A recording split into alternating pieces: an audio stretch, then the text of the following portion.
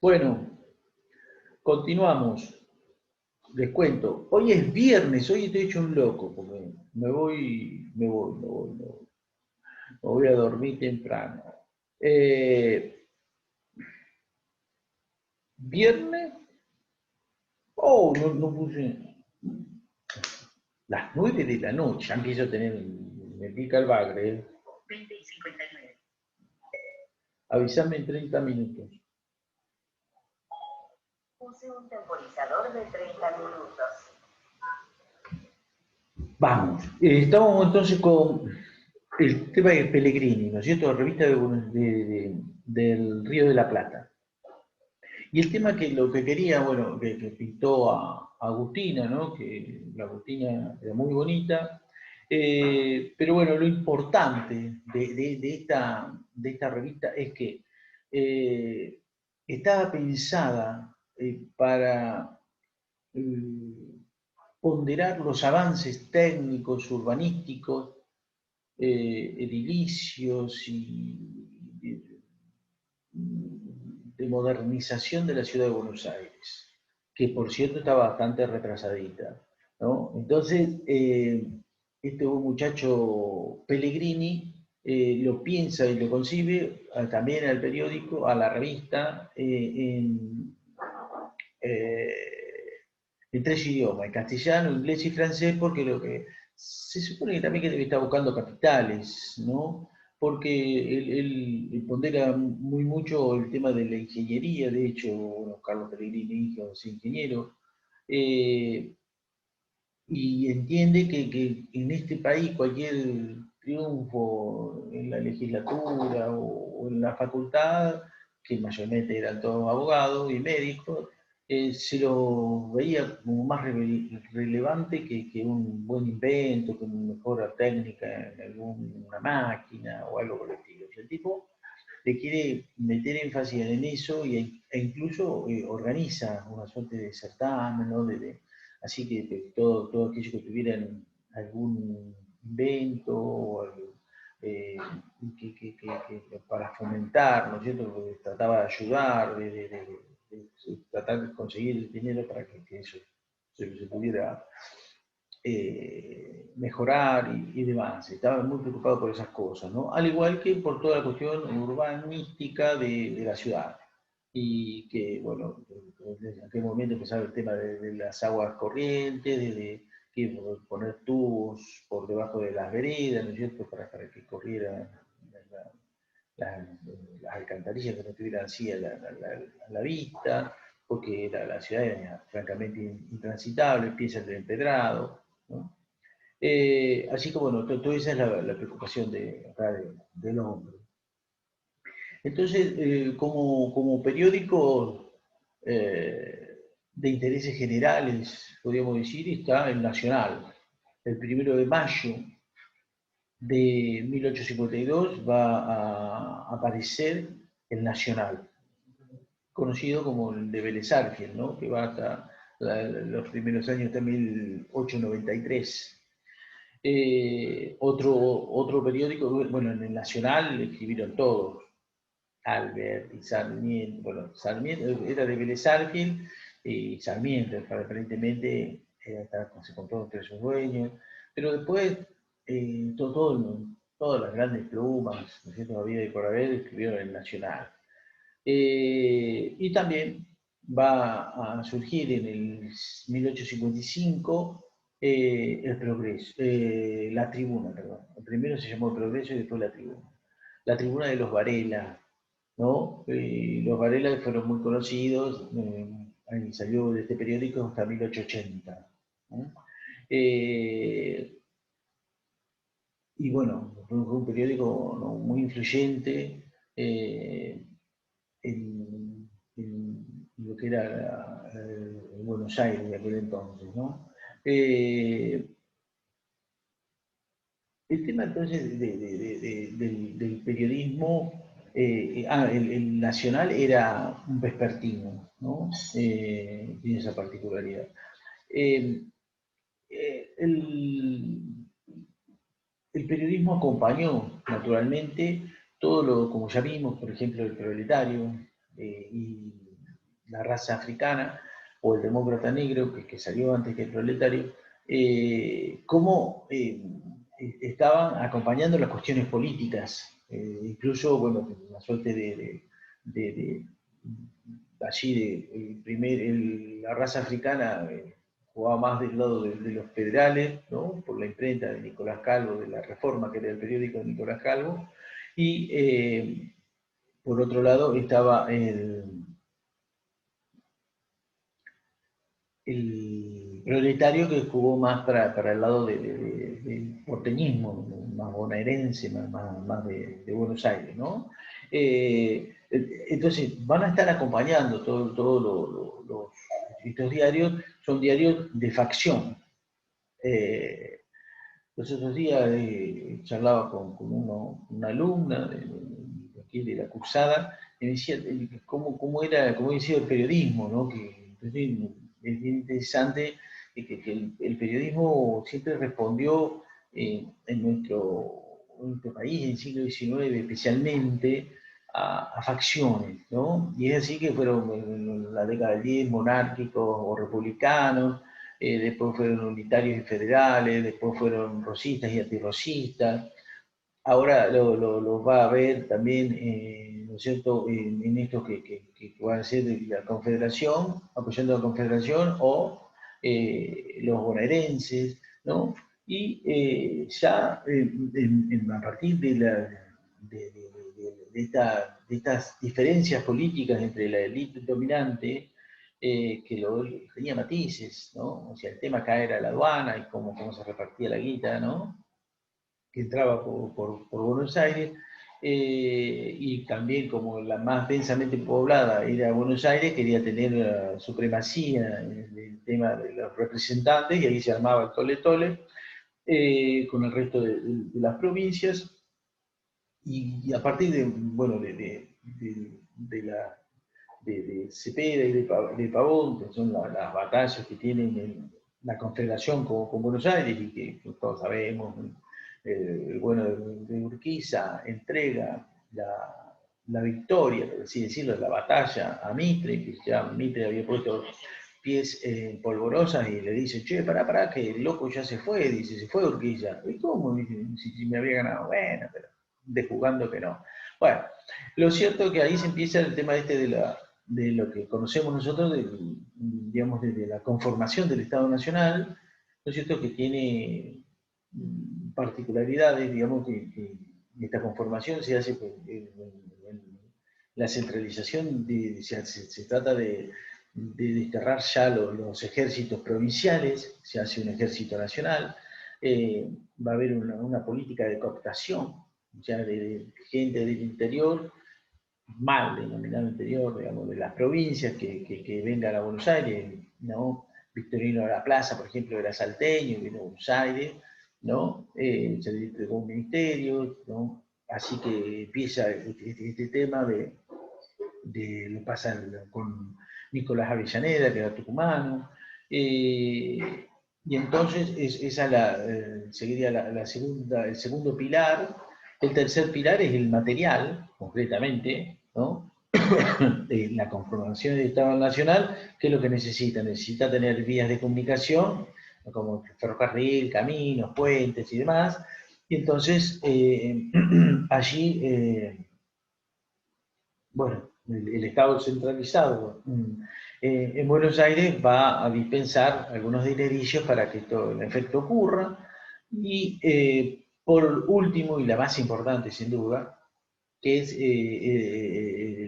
la faceta ideológica, ¿no? Que va de la mano de la alfabetización y del periodismo, ¿no? El periodismo es que aglutina, ¿no? A través de los periódicos. Es así que en 1862, cuando tenemos, ahí sí, o sea, en 1853 tenemos un presidente que no es presidente de toda la República Argentina, porque es presidente de la Confederación, que es justo José de Urquiza. Buenos Aires se separa y no lo reconoce. Y en 1862, sí, Bartolomé Mitre va a ser el primer presidente nacional de toda la Argentina, ¿no? De la República Argentina. Y ahí va a estar las presidencias históricas que nosotros conocemos, Mitre de 1862 al 68, 68 al 74 Sarmiento, del 74 al 80 Avellaneda, Nicolás Avellaneda, y después viene 1880 al 86 Roca, del 86 al 90 Juárez Selman y así, ¿no? No voy a seguir, me voy a aburrir. Entonces, el tema de las presidencias históricas son las conocidas por Mitre, Sarmiento y Avellaneda, que después de 1880 se le da paso a la federalización de Buenos Aires y en 1882 la fundación de La Plata, nuestra querida ciudad, en la cual, bueno, ya se va conformando definitivamente el Estado Nacional. Estos procesos, ¿no es cierto?, son acompañados por los periódicos. Por ejemplo, cuando llega a Rivadavia, se dice que es un periódico mitrista, La Nación Argentina, y lo es, pero no del todo, tiene matices, ¿no? José María Gutiérrez es su director, no responde ciegamente al mitrismo, pero bueno, sí es el antecesor, porque luego, cuando termina en el año 69, en diciembre de 69, Gutiérrez, bueno, avisa que hasta acá llegó la Nación Argentina, y bueno, y luego el 4 de enero de 1870, 4 días de diferencia, va a salir el diario La Nación, que en la actualidad sigue apareciendo, ¿no?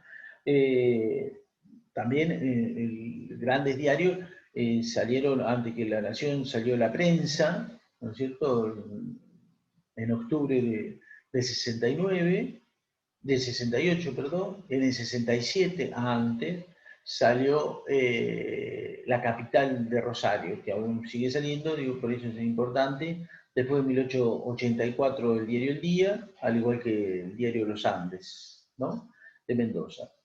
Esos serían los que están, porque ya el Buenos Aires Herald, que salió en el 76, no va más.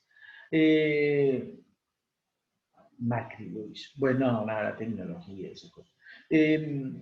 ¿Cómo es?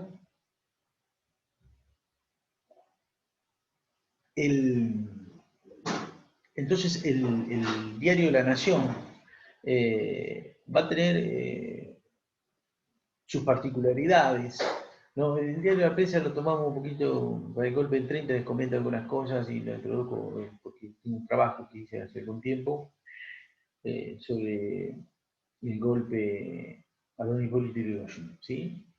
Que hace poquito, ¿no es cierto?, pasó un añito más y ya van 90 años el golpe, ¿no? 1930, 90 años. Bien, en septiembre. ¿Qué les quería comentar? O sea, el diario La Nación es bien interesante, su primer editorial, todos ustedes lo tendrán presente, ¿no? Ya no seremos una trinchera de combate, ahora seremos una doctrina, una tribuna de doctrina, así es. No más trinchera de combate, ahora tribuna de doctrina.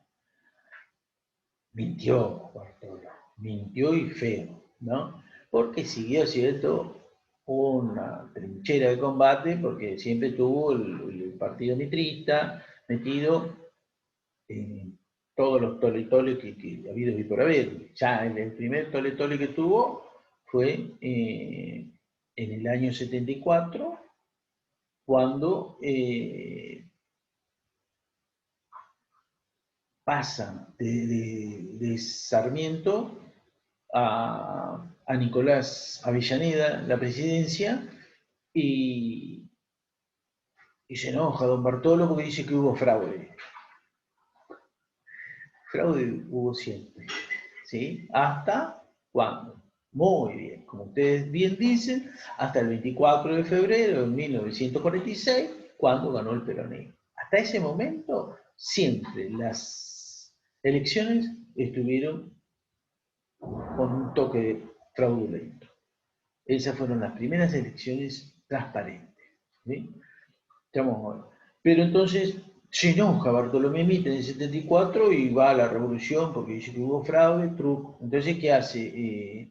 También se enoja la prensa de José Cepaz y el bueno de Sarmiento, liberal como era, ¿no es cierto? Como correspondía, y tracas, censura. Lo clausuró y estuvo clausurado ahí unos cuantos meses, ¿no? El diario de la Nación. Este tema de la censura y los liberales estuvo siempre presente porque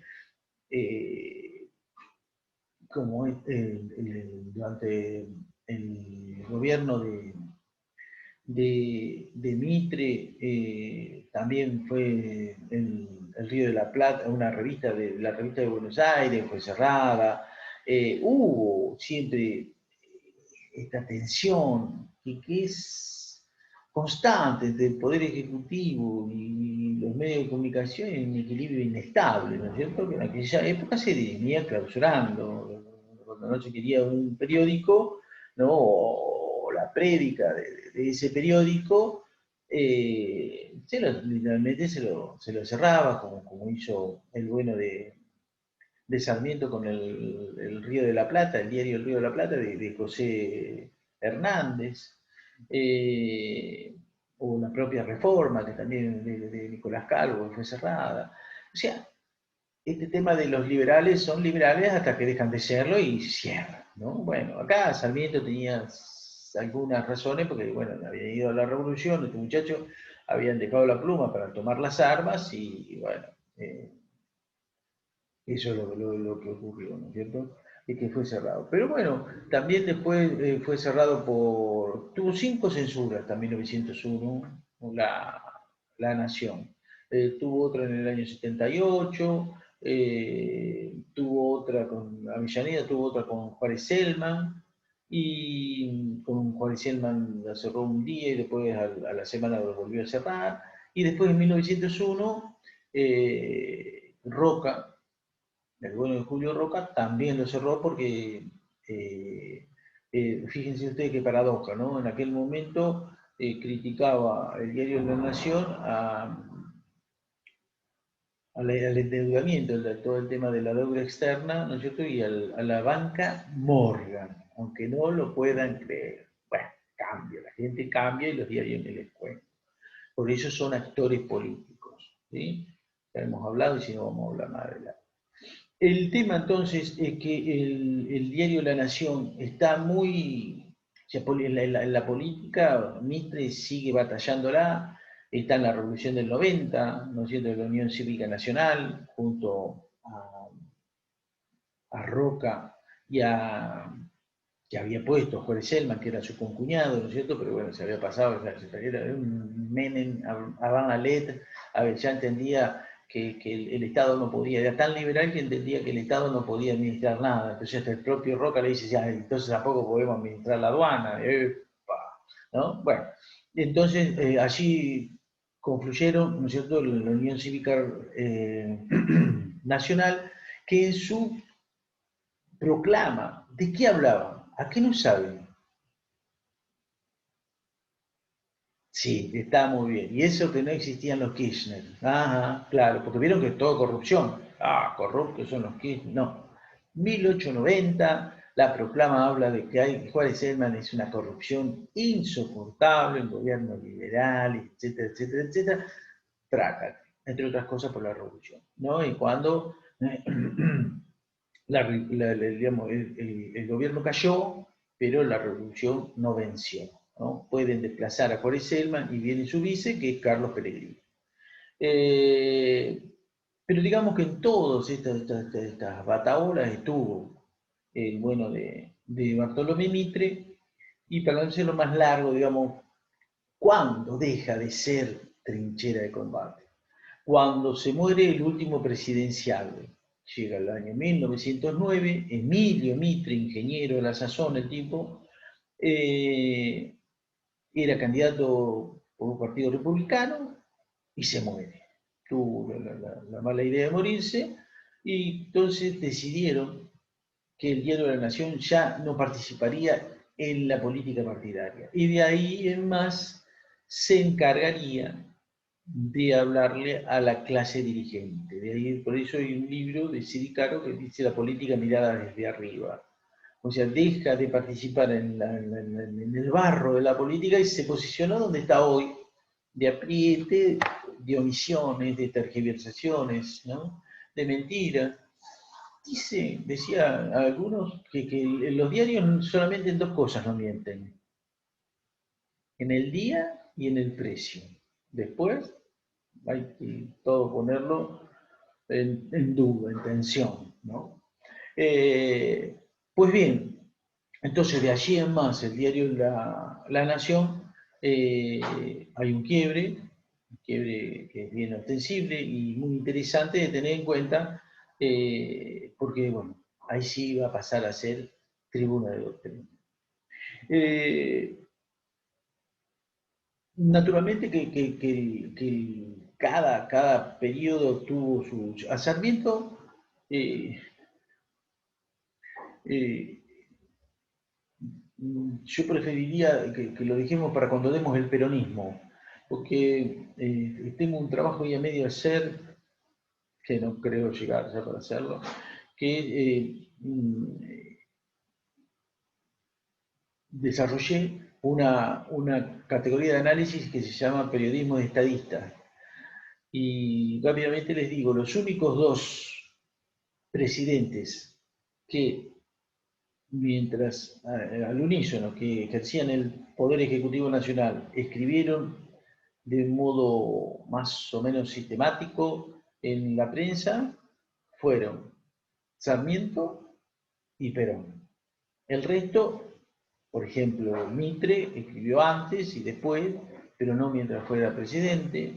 Lo mismo hizo Avellaneda, lo mismo Pellegrini, lo mismo Frondizi, lo mismo Alfonsín, ¿sí? Menem, no, Menem, no. Pero bueno, entonces, tenemos ahí, ¿no es cierto?, el periodismo estadista, que cuando demos peronismo les hablo de ¿cómo es? Incluso, me he tentado ahora después veo si les cuento por qué Sarmiento fue presidente.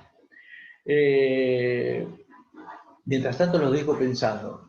¿Tenía partido político Sarmiento en 1868? Y si no lo tenía, ¿cómo fue presidente? ¿Por qué fue presidente? Bueno, yo los dejo pensando. Entonces, Avellaneda, les decía, tuvo su periódico, Roca tuvo, ¿no es cierto?, la tribuna, como es también, como diario, Sudamericana, el Sudamericano. El País tuvo Pellegrini, diario, ¿no es cierto?, que Stum, de acá de La Plata, de la sazón era director del diario El Día y se fue a Buenos Aires a dirigir el diario de Pellegrini. ¿No es cierto? Bueno, tenemos toda una prensa que en la próxima también le voy a dar un repasito a la prensa humorística, digamos, de caricatura, pero ahora preferiría como avanzar un poquitín más en el tema de la, una prensa, digamos, que me interesa rescatar, o sea, cuestiones que a ustedes no les va a ser más, no diga más difícil, pero bueno, que no es tan frecuente encontrarlo, ¿no? Por ejemplo, en el año 1878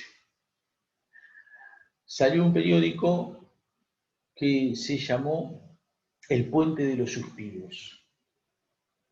Y tiene la particularidad de ser un periódico, serían 9 números, no se sabe mucho, el editor era Ramón Guerrero, pero lo que tiene de particular este periódico es que eh, tenía como objeto de tratamiento era la prostitución. El tema de la prostitución era una cosa que nosotros sabemos, todo el mundo sostiene que es la profesión más antigua mundo y todas esas cosas, pero nuestro país, y esto sí es muy lacerante, porque digamos la prostitución la ejerce quien quiera, mientras tanto, tanto que sea una libre elección, ¿no? Pero en nuestro país está muy vinculada a la trata de blancas, a la trata de personas, ¿sí? Entonces, el tema es que este periódico venía no a repudiar a la prostitución. De hecho, en el año 1875 hay un reglamento en la Ciudad de Buenos Aires que precisamente ordena este tema dice que hay que ser tolerante, y de ahí vienen las casas de tolerancia. No, decía, no condena a la prostitución, sino a la esclavatura, digamos, a la trata de blanca, ¿no? Esto, hay cosas muy interesantes de tener en cuenta para este tema de la prostitución, porque nuestro país recién se va a terminar entre comillas, digamos, de la tolerancia hacia la prostitución por allá por el año 1930, a la caída de Irigoyen, ¿no es cierto? Y siempre tuvo que ver con este era un país que recibía, y especialmente Buenos Aires, ¿no es cierto? Donde se fue, como decía, reglamentando esta cuestión, pero con una trata, ¿no es cierto?, que traían las polacas y las traían engañadas, iban a buscarlas precisamente a Polonia, ¿no?, a las pequeñas aldeas, y así las polacas, mujeres rubias, muy bonitas, eran traídas engañadas a que acá iban a tener un buen casamiento, iban a tener lujos, y entonces, bueno, venían engañadas, y cuando venían aquí las encerraban en prostíbulos, ¿no es cierto? Y naturalmente de allí o sea, no quiere decir que no se hayan escapado, y muchas, pero incluso cuando se escapa Raquel, una especie de muy difícil polaco, no me lo acuerdo, es cuando se deschaba todo este tema de 1930, digamos. Pero todo este tema de la prostitución también tiene que ver mucho con el tema del tango, ¿no? Que se acuerdan que habíamos hablado con el tema de la negritud, del tema de la obligada, del baile de la habanera, del candombe con sus quiebres y demás, y bueno, y ahí se va metiendo el tema tango, ¿no?, que se bailaba mientras se esperaba el turno para pasar al prostíbulo, ¿no? Y entonces esto era una cosa bastante frecuente, ¿no? Igual que las madamas que la regenteaban, y a punto tal de que era frecuente que los títulos de los tangos tienen que ver con esta cuestión, ¿no?, de la prostitución. Y hay desde incluso que parecen disimulados, ¿no? Antes venían las partituras, venían una hoja, ¿no es cierto?, con el dibujo en el anverso y en el reverso el pentagrama. Entonces en el anverso, por ejemplo, aparecía la luna y hacía la C de la L, ¿no? Entonces, no era, o sea, quería significar como fuera la cara de la luna, no, era la de la lora, ¿no? Y loras se le llamaban a las prostitutas francesas, ¿no?, las rubias champán, que estaban regenteadas por sus macró, los rufianes más que eran los que regenteaban a las polacas, y después teníamos a los canfrinfleros, que eran lo que esto alguna vez hicimos una investigación con Mario sobre las letras del tango precisamente, y los canfrinfleros, los criollos, los locos, y que prostituían a sus compañeras. Y acá tiene que ver el tema este de la clase dominante que gasta la guita, ¿no es cierto?, rápidamente, o sea, que gasta mucha guita y lo hace rápidamente. El criollo, el único modo que tenía para tener mucha guita rápida era con el tema de la prostitución, ¿no es cierto? Y así se daba, ¿no?, aquello que Carlitos Marx nos dijera con tanta razón, ¿no?, la idea de la clase dominante es la idea dominante. Entonces los tangos iban reflejando estas cuestiones, ¿no es cierto? Vaselina en la punta, aflojarle que colea, bueno, y así también bien escatológico, ¿no? Más o es los tangos. Pero lo cierto, entonces, es que este tema de la prostitución tomó una envergadura muy considerable y hubo una verdadera organización, la organización negra le llamaban, Varsovia, le pusieron al principio, y la propia colectividad judía condenó taxativamente la trata de blancas, ¿no? Y le hizo cambiar el nombre a esa organización, ¿no? Poniéndole la suite Migdal. Bueno, le cambio un poquitito y ahora corto acá y seguimos.